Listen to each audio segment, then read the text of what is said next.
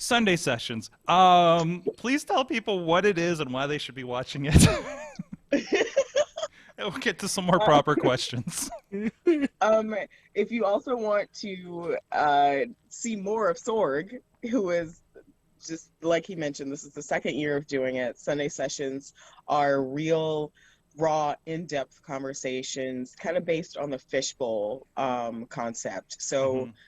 observing someone else from maybe not your walk of life or your culture or your race, having a conversation about things that you may or may not have an awareness of that affects you or affects them. And it's all by professional wrestlers.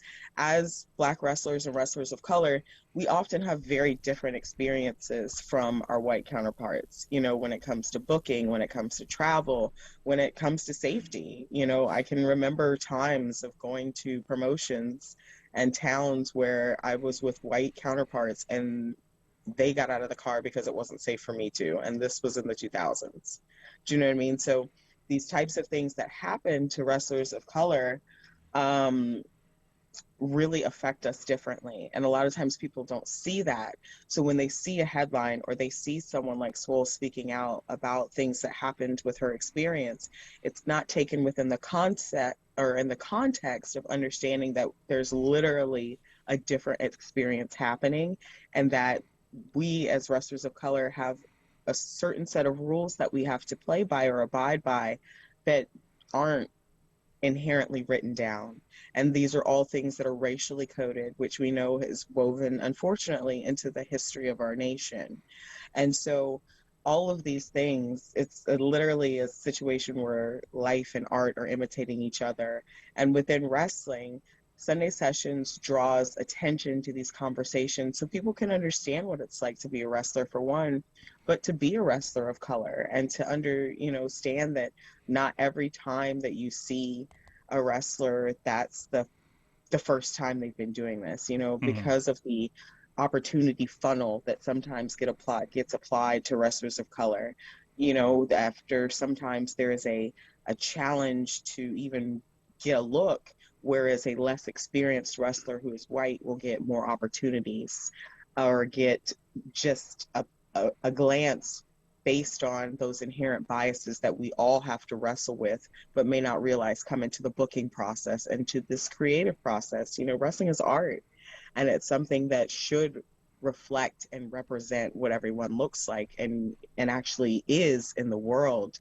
And so Sunday Sessions draws attention to wrestlers who are out here doing it, creating magic, and who are also having unique experiences that they are willing to share with the world, in the hopes that not only fans but even the layperson who may not be a wrestling fan understands the difference and dynamics between how we as people have to operate and move day to day, and even within our art, and understand how much is given and how we are, so that it brings us closer together because we're not so different, even if we have to operate differently.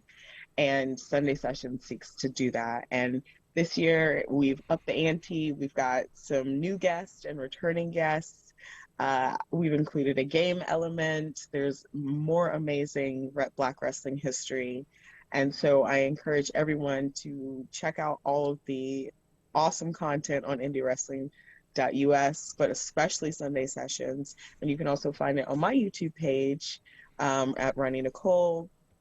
And I think this upcoming episode is actually Sway Archer, or this past Sunday Hmm. was Sway Archer and Eel O'Neill. And we were talking about, the culture and how sometimes, cultural appropriation gets you further in wrestling is a person who is not of color than if you are a person of color actually authentically being yourself, which is, weird if you think about it. So we definitely had an amazing conversation. And there are definitely more to come. The very last episode will be a double premiere because it's a two-parter. We ran out of time, so we'll be doing the second part live. And that episode features all of my veterans and a lot of very opinionated people: Barrington Hughes, Ali Steele, Will Huckabee. Am I missing anyone, Sorg? I think there's one more person. Who am I missing? Is that an O'Shea on that episode too? No, O'Shea and Trevor Aon were together. Okay. There's someone I'm missing, but it's going to be a lit episode. But we've got, yeah, we had Ron Hunt and Theo Ivory, like I Mhm. said, Sway Archer and Eel O'Neill. We've got Olivia Devine and DM Kiddo upcoming. We've just so many amazing, talented wrestlers, and I intentionally pick wrestlers of color from various points in their career, especially veterans, because I don't think people realize how quickly wrestling has changed within just the past 10 years alone, and how much the climate in terms of booking and how you do the art itself, the storytelling, everything. It's a whole new world, you know? And so definitely wanted to pull from everybody's ranges of experiences on either side of my own, to show how things are, even as a wrestler of color, how the progression changes.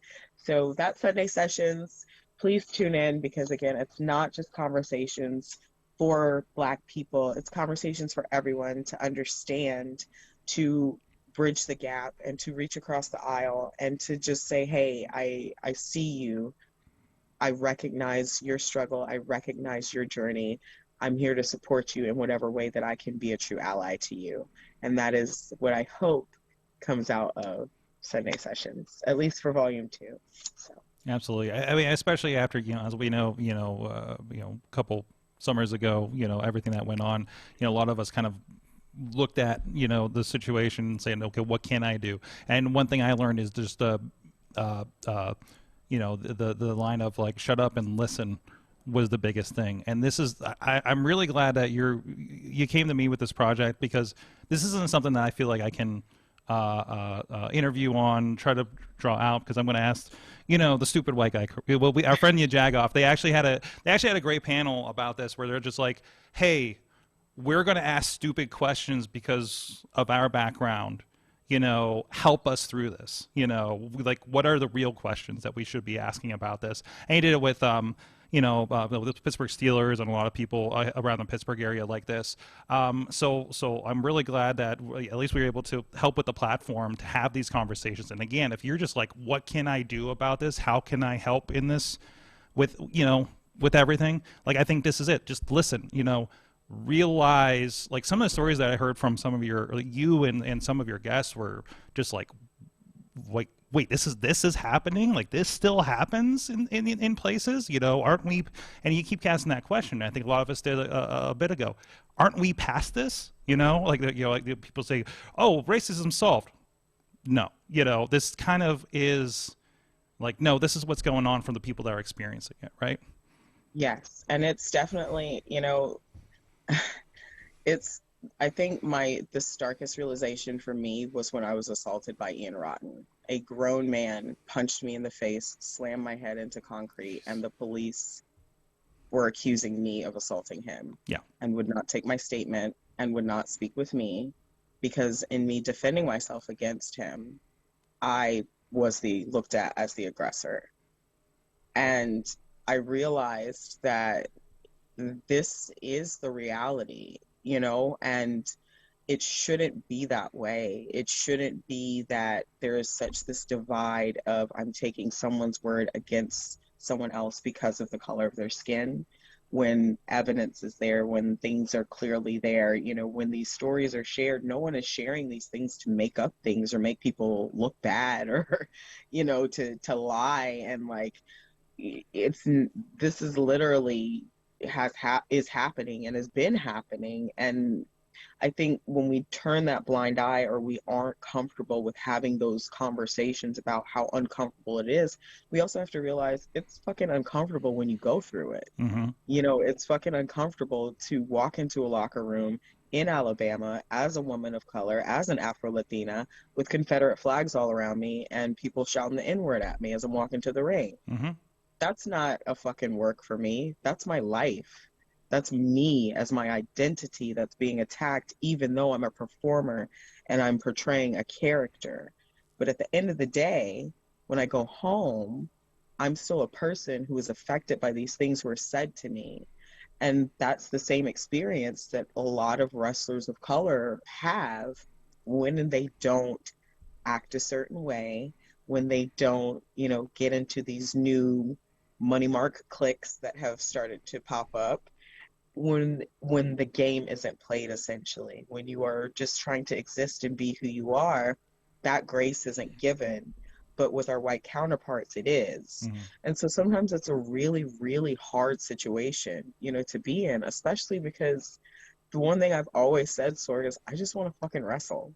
Like, I just want to go out there and tell stories and have a good time and have a good match and see little brown girls' faces light up because they see me the same way that I lit up when I saw Aja Kong and Amazing Kong. You Hmm. know what I mean? Like, Hmm. for that to me is, sorry, feelings, but like that to me is what makes this worth it, Yeah. because I didn't see that coming up. It wasn't until I got a grainy ass VHS tape of Kong and Manami Toyota, and I was like, she's Japanese and she's black and she's doing this and she's a big person. Like, and to not even go into, when I was coming up, the fat phobia was Hmm. super real, Hmm. So even imagining as a plus size kid that I had the opportunity to do something like this. And that's still something that's slow to change. We are still a society that body shames the shit out of people, which is disgusting.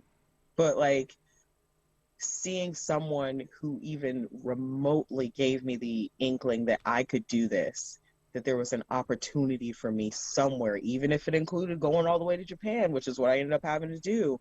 But it was so impactful that that's really the driving force for me in terms of people understanding what equity and diversity and inclusion really means. Hmm. It doesn't mean just booking Black wrestlers or LGBTQ wrestlers in the months that it's appropriate. It's booking them as a part of your roster because that's your audience, because that's who's going to actually see them, and because that's what's actually real.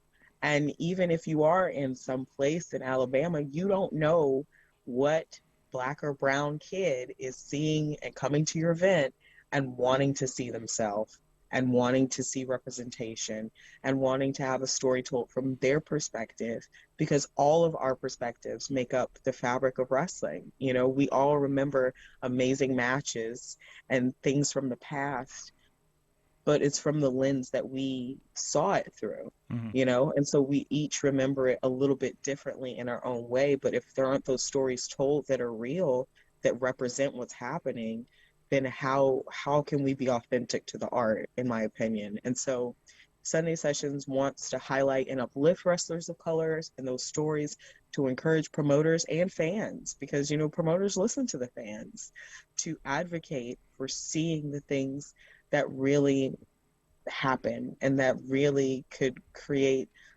an even more incredible story than you've seen, previously. Definitely, definitely, definitely check it out. I thought it was fascinating. 'Cause you mentioned Japan, and I thought it was you did some comparisons. I can't remember which episode it was, about like how what you experienced here in America, and then going to Japan, and how like that lens, just everybody looking at you was a whole different lens too. Yeah. Like, and I still say to this day, I was more myself in Japan than Hmm. I am here, because I didn't have to worry about being Afro Latina or being Yeah, black there. yeah. Now I had to confront racism and gently correct, Hmm. but it wasn't in a sense of I was confronting it because someone is literally a white supremacist and they want to lynch me, because that's Hmm. a very real thing. It It was was just in a a cultural they didn't know, right? Yeah, Yeah, yeah. yeah. So it's like, they see stuff on TV and that's always not great characterizations of the West, Right, right, right, so right, right. they see the stereotypes they assume, or like little kids will come up and do this, and like, are you brown because that's like paint, or like, it was trying to figure it out. Or they would pull my hair, like, Eh, oh, eh, your hair is so much different, like there's so much texture, oh yeah, like, oh yeah. it was that. And in a way, here in the States, that's a different objectification Yeah. than it was there, Hmm. because it was from a genuine place of, I'm curious about you, because I was in Tonomachi It was like all straight old Japanese people. They had not seen a plus size at the time. I had like a giant fro. Hmm. I was hopping around. Like when I have my headphones on, I'm bopping and like rapping down the street. Like, I'm wearing crazy colors. They had never seen anyone like me. So I'm sure it was what's happening, in just the way that if we saw someone who was 9 feet tall walking down the street, like, what? Okay, something's happening here. Like, it was more of that versus feeling very othered Hmm. here in the States. And in Japan, it's you're a wrestler, and that's sugoi, ne? Like, that's the best. You being a wrestler is what you are. Whereas who you are in terms of your race and that kind of thing plays a secondary role because wrestling is so respected there. It's so interwoven into the culture, into the history. It's so recognized. Wrestlers advertise in convenies. You see it on the train and in buses, like everywhere there's wrestling. I remember walking into a convenie and I honestly thought it was Tanahashi because it was a cutout. It was not. It was not. And I was like doing like I saw the cutout like before I walked in, and I was like doing this whole deal like, okay, yeah, this is about to see me. And I came in and it was cardboard, and I felt very dumb. Something similar happened with Okada, except it was a gentleman who looked like him, and I was very excited. And I rushed up to him speaking broken Japanglish, and it was not a great conversation. He backed away from me very quickly and almost knocked over a display case because I was very enthusiastic Well, in my pursuit. well, But I tell you, you're talking to the guy who interviewed a guy he thought was Kenny Kingston at a Chikara show and realizing it was just a fan that dressed and looked a lot like Eddie Kingston, and he didn't tell me until after the interview. So this is like 2009. I really didn't know yet. So that's not on you, Sorg. That was not. I had That other was people with me not too okay. that also thought he was Eddie Kingston. So like he got like our whole group. Yeah, yeah. Early, Yeah. early indie travels for us. Oh, the early lessons are the best. Yes. Like don't book yourself on a 24-hour drive when you don't actually have 24 hours to drive it. Oh yeah, yeah. Make sure that the I'm learning those now actually with my Sorg, kids. I never, because when you're young in the business, it's go get it. Yeah, yeah. Get after it. Just get out on the road. Don't worry about like your friends or family; they'll be fine. You just get, you get on the road and you ride Yeah, it, that's right. and they'll see you when they see you. So like I I was can't tell going. you how many birthday parties and how many weddings and all Mm-hmm. that stuff that I've missed over the years. Mm-hmm. I, Right. and also like I remember Shima Walking Wild. I think he was notorious for or maybe when he was tagging along with Facade. But I remember classically like he had a gig like something from like Tennessee to Indiana or Illinois or something like that, and forgot about time zones completely, and like ended up like, oh no, we're actually like we thought it was 3 hours, but it's actually 6 hours kind of thing. So Yes. like those kinds of things, Yes. like those are, dude. We had a show last month in South Bend, Indiana. So that is like you go to Chicago, like how half the people were taking flights into Chicago and then driving over the timeline in the South Bend. And they're like, what freaking time is it right now? So, yeah, oh, absolutely. I literally, and I thought it was, what you did. I Mm-hmm. went from North Carolina to Georgia to Mississippi, back to Georgia to Massachusetts to North Carolina in 3 days. And I Jesus. did not account for the time change Mm-hmm. when you got to Mississippi. So when the promoter disappears for an hour and 45 minutes with the money, mm, right, we've been Mm-hmm. there. Mm-hmm. I'm like, we've got to hop it on the road because we've got to get to this next show, Mm-hmm. not calculating that we're really, really behind because we're literally in a different time zone. It was Sorg, the stupidest. They wanted me to wrestle this drunk lady. somebody was like trying to kidnap me, and I was like, wait, am I about to be kidnapped? And then I was like, oh, this is what this is like. No, wait. Wow. Like, it was a whole, the early years are the best, but they're also the worst because you just don't know. Well, and it's like any profession. That's where you make all your mistakes, so you don't later. And you got some great stories to tell on a podcast some decades later, right? Yes. And it was, Sorg, I was so mad because she tried to play it off like she was having a diabetes and a heart issue. And the people that she rode with, I'm not going to put them out there, but they were like drinkers. Like, they're known to drink and wrestle drunk. And that's just them, okay? And they were like mad in the locker room because she had drank half their bottle of vodka in the back seat on the low. And so when she showed up and she was blitzed, but then was trying to like play it off that she was having like issues with her blood sugar and issues with her heart, but they had already complained about her ass drinking their vodka in the back seat. I'm just like, so, you know, I'm not comfortable wrestling her if it is a heart condition. Yeah. You know what I'm saying? Yeah. Because I don't want to be responsible for her heart to give out. Inside, though, I'm like, what the fuck is happening right now? Mhm. Are you guys for real? Like, you want me to wrestle this old drunk bitch? And I'm not like, sorry, like, I didn't mean that, but just, what? You were blitzed, lady, and you're like in your 50s. This isn't okay. Like, if anything, I'm 35. I have to like fast for 3 days before matches now and do yoga every single day if I'm working up to a match. Okay, shit changes. So I'm not going to be getting, you know, shit-faced before a match when I know I'm also older than the person I'm wrestling. Things have to be precise. You know what I mean? Don't come with that. Mm-hmm. And you know who I did wrestle, Sorg? The promoter's daughter. And guess how long she'd been training? 4 weeks.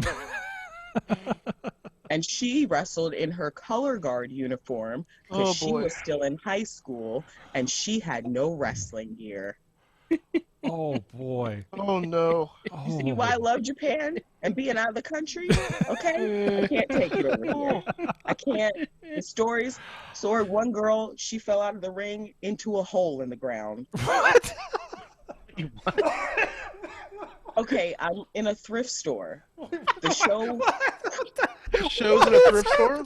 in West Virginia. And I didn't know where the venue was because it was, you know, a main street with a bunch of little shops. And it was an abandoned thrift store that they were able to somehow rent out. And there was about I thought it was a running thrift store. Oh, no. It was, there were some old mannequins in the corner. There was no running water. And they had strung up electricity from the building next door with those workshop lights. So that we were lit. Okay? And there was a 3 foot by 2 foot hole in the floor for some reason. I don't know if that went to Narnia or the upside down. But instead of putting the ring over the hole, they put it halfway over the hole. Oh no. So when I kicked her out of the ring, she fell into the hole. And because she was a plus size girl, she got stuck like a Winnie the Pooh with her arms and her legs sticking out. And I'm in the ring, like. So did you win by count out? No, they got her out. They stopped the match to get her out. Oh my god. Was there legs that were dangling out?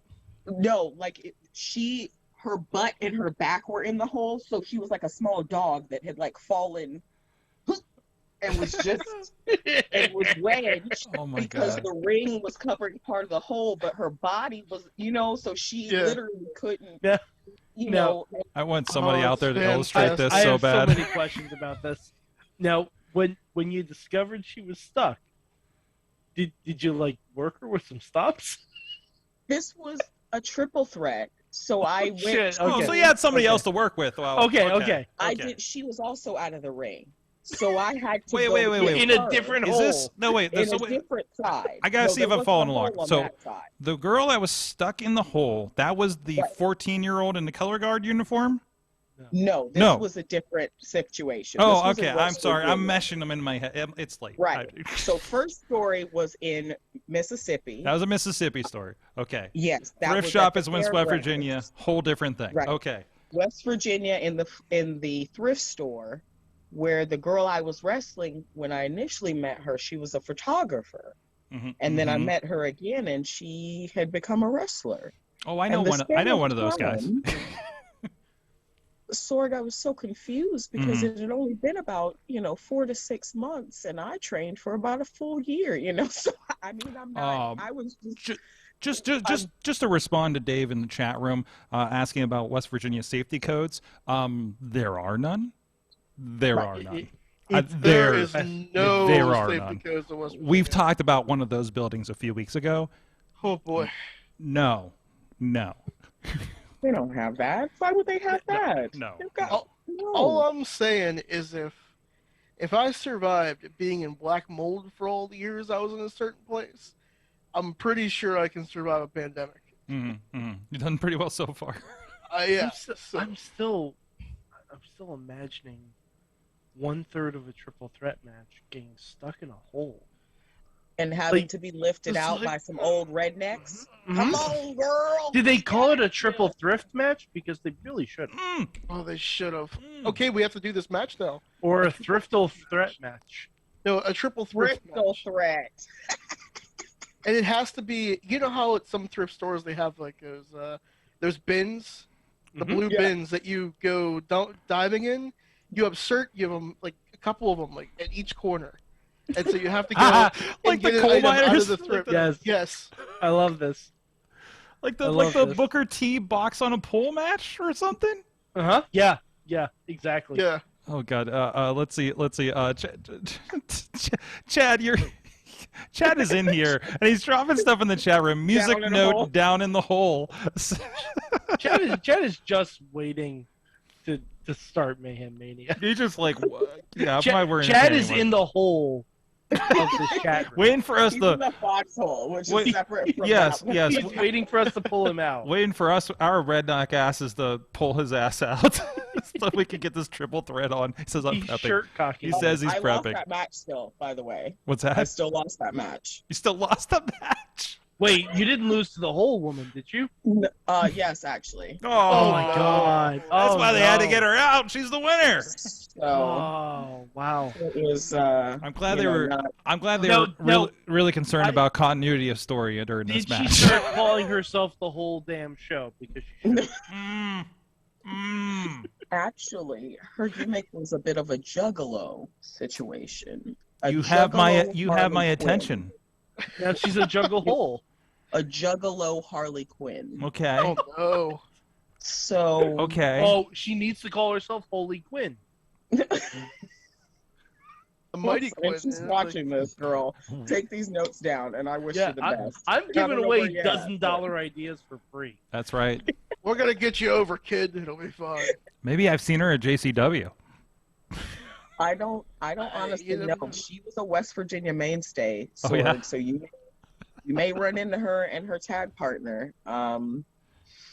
There's a team?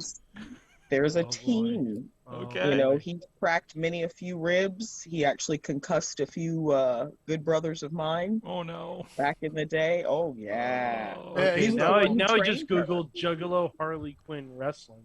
Well, I mean, I don't know. You're going to find a lot of options there. I mean, Right, let's be honest about this. I mean, Raylan's going to pop up for one thing. She did that for a bit. So. Oh my God, I totally forgot. Yes, she did. Yeah, because where was that? Well, they do that. There's that con out in Ohio where it's all cosplay wrestling, and like she goes out, Noir goes out there, and also, I mean, if you haven't seen, like, by the way, Noir's doing some awesome. Like, he's always been awesome on TikTok with his Mandalorian gear and stuff, but he's got like some really cool stuff coming up. I saw pop up the other day. So, but just get Panda Numis if you want to check that out on TikTok for your what do we call it? For the swole Mandalorian pics I think we talked about before. But so that guy's got me buying Mandalorian stuff now. Does he? Like, he is literally trying to talk me into making armor. We gotta get him back. We gotta get him back and catch up. I don't even want to talk about wrestling. He's back in wrestling, by the way. I don't know if we talked about that. Yeah, we've been on when he came back.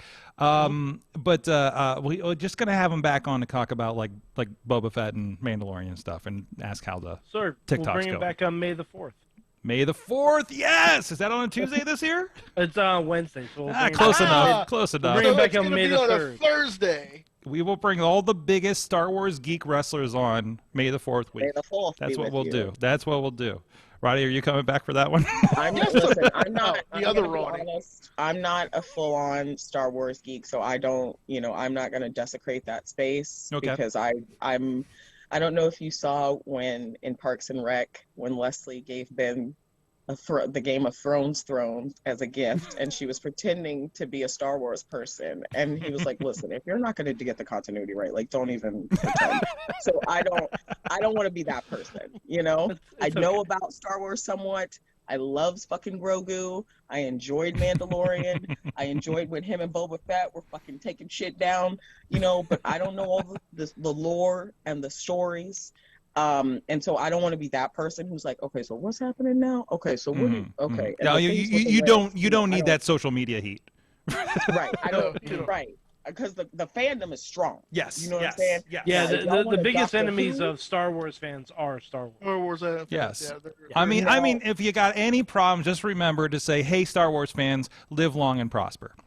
And you'll start a war. Yes. I don't. Right. That's not right. No. And then hop away in your TARDIS. Mm-hmm. Yeah. No. Listen. I know. I just caught it, and I was like, wait a minute. That's the other one. No. I don't. Sword. I know enough about that. Okay. I'm Yes, not gonna yes. the Trek in the war. I know Yeah. not to do You don't that. cross I'll the go- trek with the war. Right. Don't But cross You the never streams. cross the streams. No. Now, don't my cross the question is this live long and prosper, or is it Vader time?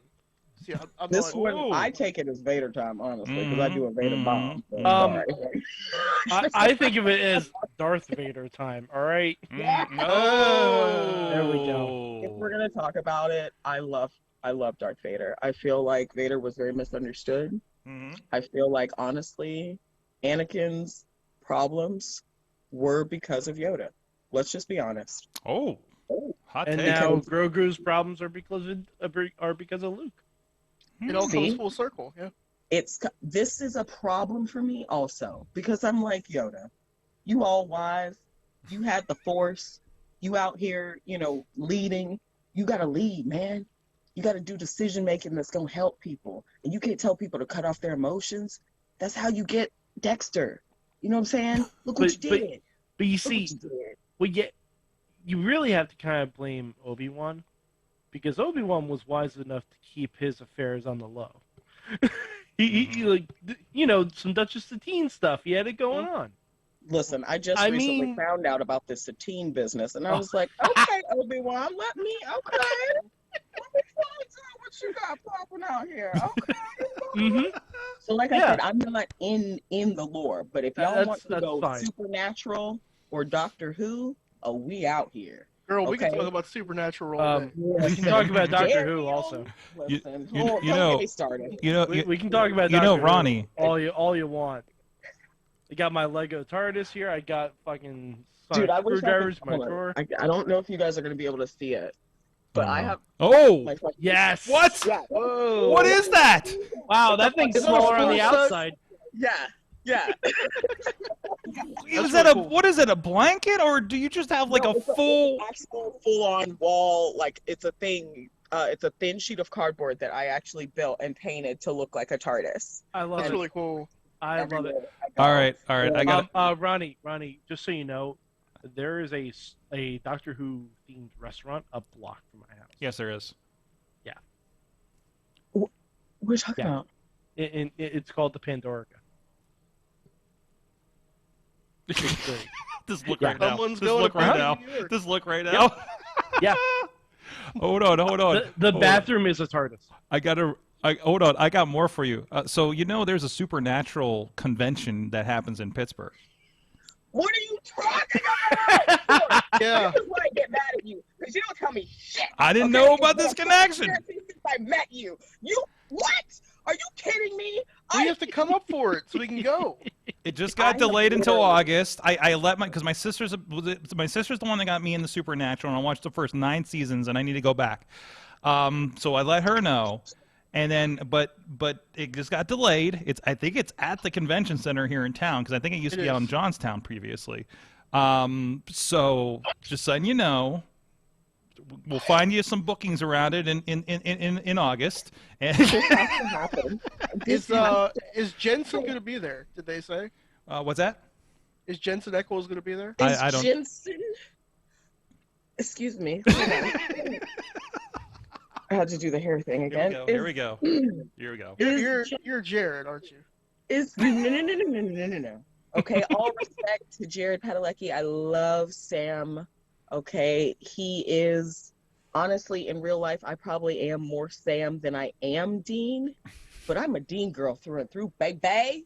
Okay, give me that emotional baggage. Okay, give me those daddy issues. Okay, give me that conflicted stare, that tortured soul, that fucking jacket from season 1 that did not fit, but he fucking rocked it. Okay. Give me all of it. Are you kidding me, son? All right, Oh, Roni, I'm making a note here.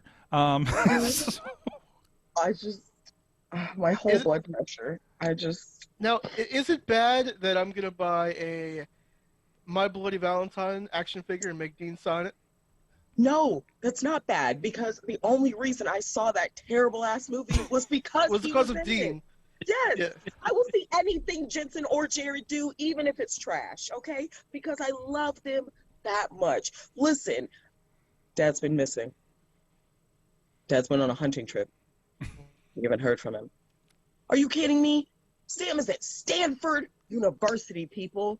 Let's talk about it, okay? Jessica, ceiling, burned, yellow-eyed demon. So- Are you kidding me? Sam, step up. Dean, God damn it, hold Sammy. on.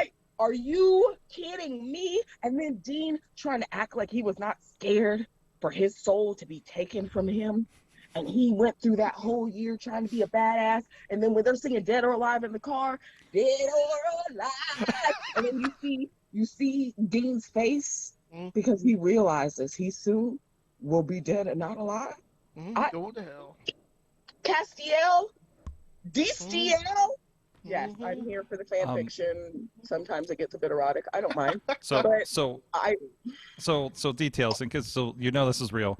Here's the website. It's MementoCon.com. I believe it's from the folks that brought you Sci-Fi Valley Con over in Johnstown, PA, or Altoona. Apparently, it's happening this year. Yeah, it's for real. There you go. Like I said, I think they just got moved to August. Ronnie, I do have a quick question because I know Let's go with Sword that. wants to throw the break, but I have a quick question before we. 1, 2, and desire because this is way too much fun. Okay, yeah, I know what you. Yeah, we have but a yes. schedule. What is your doctor companion combination? Oh. my favorite doctor companion combination. Yes. Oh, absolutely. Amy and Rory.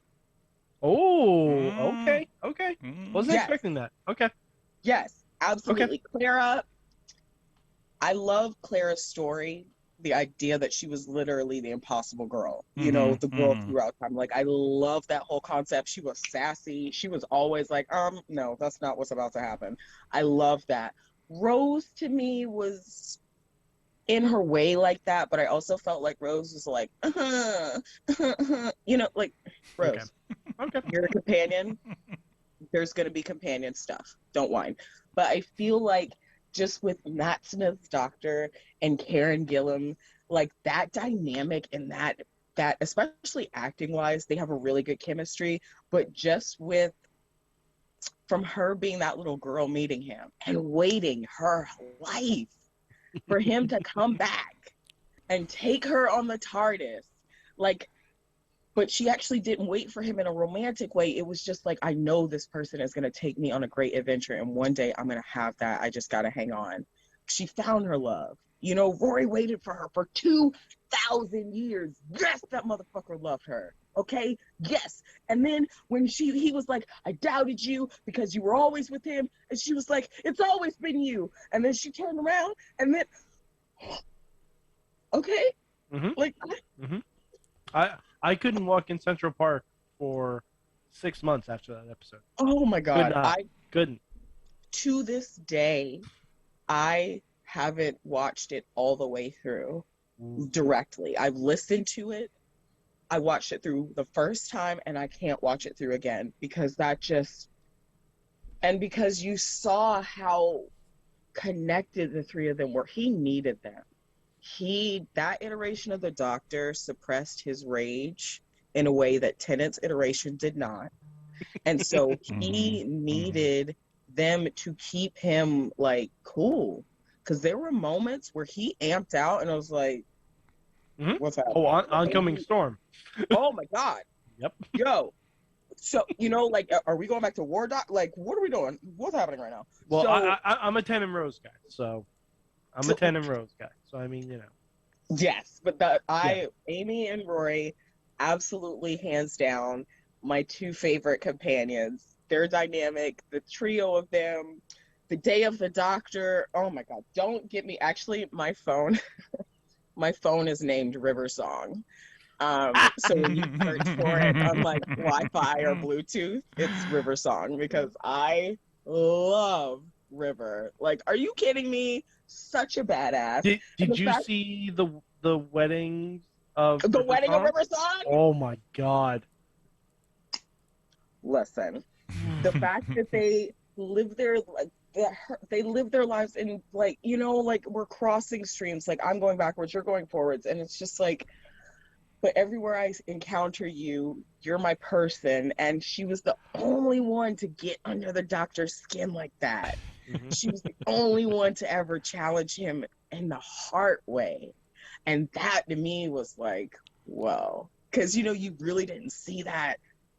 Listen, guys, I know this is a wrestling show and not a Doctor Who show. No, this is about where we end up actually most of the time. So you're not you I mean, we could talk about this, or we could talk about the terrible optics of the Elimination Chamber pay-per-view. I'd much rather talk about that. Let's not talk Yeah, about it. yes. Exactly. Listen, either way, this is a show that Voltaire. I'd much rather talk about Voltaire. This is a show that starts with the pretense of being a wrestling podcast, and either way, we have fun around wrestling. Sometimes that goes into Chip and Dale, and sometimes it talks into Doctor Who.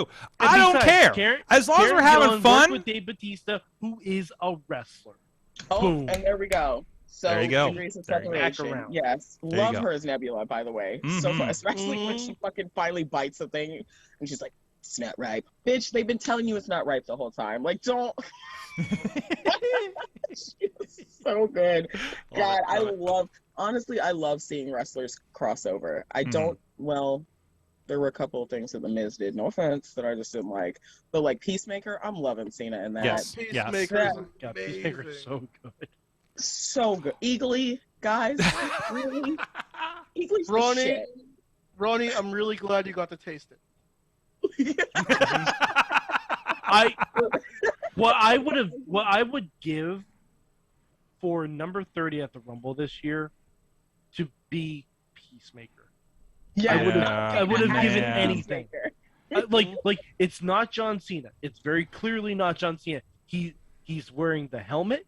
He comes out. Do you really want to taste it? He does the dance down the aisle. Everyone's confused. Yep. And then he walks in the ring and immediately gets thrown out. That's all I wanted. That's all I fucking wanted. Yep. And I would love that, dude. Yep. Great. right. Jeez. On that note, we have some business to get to. Thank you so much, Ronnie. Nicole, not the other one. You're welcome. Sunday sessions. Yeah, not Steve. Every Sunday here in February, and also please check out the first 4 or 5 episodes we did from last year. Also still in the YouTube, still in the podcast feed for Indie Mayhem Show, or the super feed for Wrestling Mayhem Show, and at WrestlingMayhemShow.com. So however you take in our content. So we are, and also featured, because you're going to see a commercial in a second for our friends at Grind City. We've actually been including parts of those interviews in several episodes over there, those are also been replaying on our YouTube channel as well. So you can check out Grind City over on the Roku app on the grindcity.biz, and I believe they also have an Android app as well, which I think is also like for your phones and for your TV if you have an Android TV, if I'm not mistaken. So I don't know. Android gets funky. So